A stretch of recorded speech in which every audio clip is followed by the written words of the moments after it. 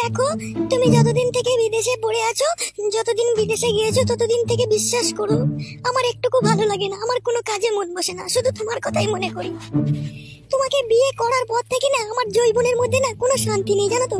তুমি তো আমাকে বিয়ে করে এই বাড়িতে রেখে দিয়ে চলে গেলে। আমার এই ভরা জৈবন আমি এখন কি করবে বলো তো? আমি এখন একাত ওকাত করে দিন কাটাই, আমার একটুকু ভালো লাগে না। দেখ শোনাবো, আমি বুঝতে পেরেছি তোর ভরা যৌবন, তোর এখন যৌবন এখন সাগরের ঢেউ উলট পালট করছে। একটু ধৈর্য ধরে রাখ, পানিটাকে একটু জমিয়ে রাখ, আমি যে সব পানি বাই করে দেবো, তোর জান হালকা করে দেবো, বুঝলি বউ? কত আর ধৈর্য ধরে থাকবো গো, আমার যে আর মন মানছে না। তুমি কখন আসবে, কবে আসবে তাও বলছো না। দেখো, তুমি তাড়াতাড়ি বাড়ি আসার চেষ্টা করবে, ঠিক আছে? নাহলে তোমাদের পাড়ার ফটিক কে আমি কিন্তু একবার করতে দেবো, ঠিক আছে? কিন্তু আমার পানিটা বাই করার আমি চেষ্টা করবো, না হলে কিন্তু আমার আর মন মানছে না, বুঝতে পেরেছো? আরে শালি, তুই কি কথা শোনালি? গুদমানি ভাই ফটিককে কইতে দিবি? খবরদার ওই কথা বলিস না বউ, তাহলে বাড়ি গিয়ে না তোকে আমি কুপিয়ে কেটে দেবো। তোর জন্য বিদেশে, আমি বিদেশে পড়ে আছি, তোর জন্য টাকা পয়সা ইনকাম করতে এসেছি। আর তোর এই সোনার যৌবনটাকে কাকে খাওয়াবি তা কখনো করিস না বউ, তাইলে আমি বুক ফেটে মরে যাবো। তো পানিটাকে একটু আটকে রেখে দে, আমি চললাম মাস খানিকের মধ্যে বাড়ি। আচ্ছা ঠিক আছে, তুমি তাড়াতাড়ি 1 মাসের মধ্যে আসার চেষ্টা করবে, ঠিক আছে? না হলে আমার এই ভরা যৌবনের পানি আমি আর আটকে রাখতে পারছি না। অনেক দিন হয়ে গেল তুমি আসো না, ঠিক আছে? আমি আর কত নিজে নিজে এইভাবে নিজেকে সামলিয়ে রাখবো, তুমি বলো তো একটু। জানো, সামনের মাসে টিকিট করবে আর তাড়াতাড়ি আসার চেষ্টা করবে, ঠিক আছে? না হলে আমার এই ভরা যৌবনের পানি আমি আর আটকে রাখতে পারছি না। আমার কিন্তু শরীরের মধ্যে কিরকম একটা লাগছে যেন, মানে মনে হচ্ছে যেন ঝাঁকার মারছে। দেখ শোনাবো, একটা কথা বলছি, তোর শরীরটা যেইভাবে এখন ঝাঁকার মারছে না, আমি বাড়ি গিয়ে ওইভাবেই তোকে ঝাঁকার মেরে লাগাবো, ঠিক আছে? একটু ধৈর্য রাখ শোনাবো, মন খারাপ করিস না। আমি এখান থেকে জাপানি তেল ফেললে একবারে রেডি হয়ে বাড়ি যাব। আর যেই এক টানা তোর কাছে 3 মাস শুয়ে থাকবো, আমি সামনে পিছনে লাগেই না তোকে একদম আলান্ত করে দেবো বউ। খবর দাও, তুই যেন ফটিককে করতে দিস না বউ। হ্যাঁ শোনাবো আমার। আচ্ছা ঠিক আছে, তোমার অপেক্ষাতেই থাকছি, তাড়াতাড়ি আসবে, ঠিক আছে?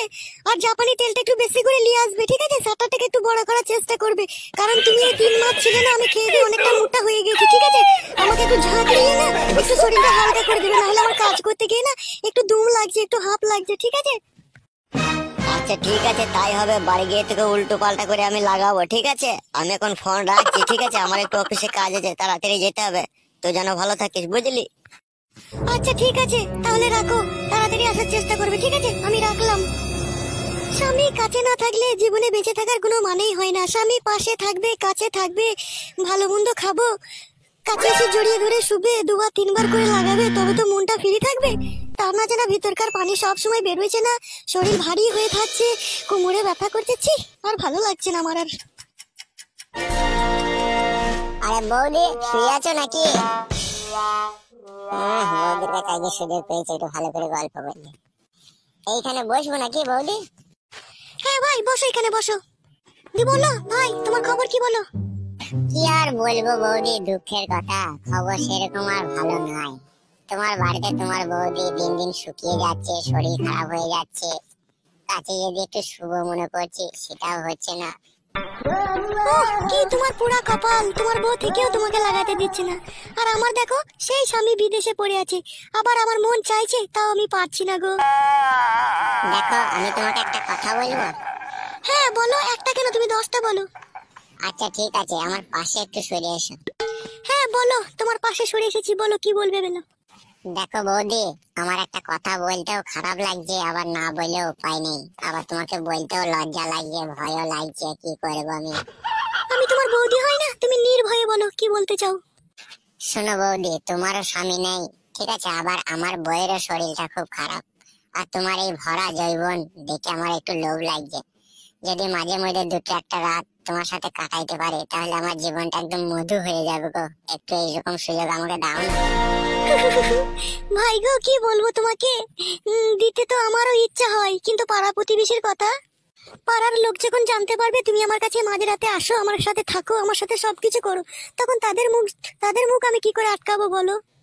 হ্যাঁ হ্যাঁ, তুমি ঠিকই বলেছো। এই শালা পাড়ার লোক দিকে নিয়ে হয়েছে জানের জ্বালা। যদি আরাম করে কেউ যদি কইতে দেবে বলে, তার কাছে যদি যাই, এই শালাটা বেশি খিটকাল করে।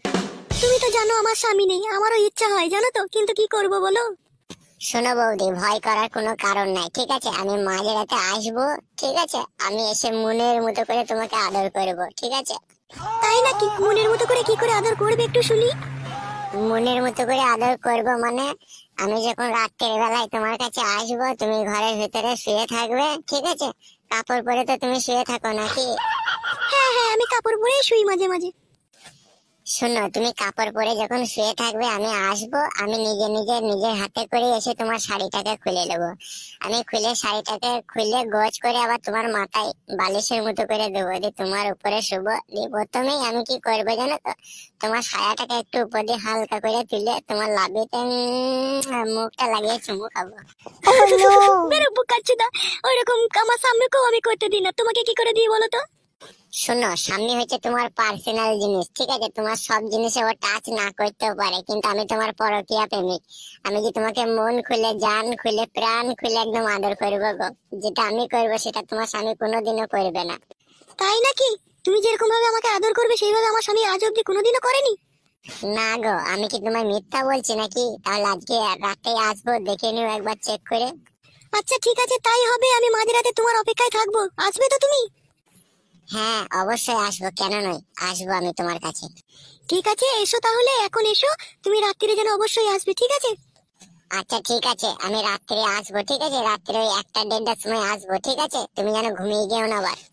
না না, আমি ঘুমাবো না, আমি তোমার অপেক্ষাতেই থাকবো। আচ্ছা ঠিক আছে, তাহলে আমি এখন বাড়ি চললাম। আচ্ছা এসো তাহলে। সালা জীবনটা সোনায় সোহাগা হয়ে গেল রে আজকে রাত্রে। উফ, কি করব, ঘরে স্বামী নেই, মনও চাইছে একবার করতে দিতে। দিয়ে একদিনকে ভালো করে আরাম করে দিয়ে দিই, দিয়ে আর 1 মাস ওর সাথে কোনো কথাই বলবো না। যাই, আমি একটু ঘরের কাজটা বাগিয়ে নিয়ে গিয়ে।